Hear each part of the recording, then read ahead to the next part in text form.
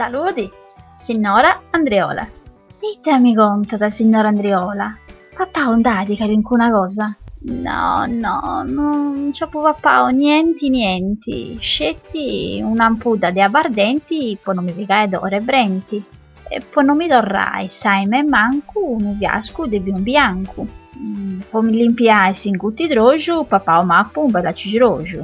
E un udindu ben arrustigau, con un burrinco ben inforrau.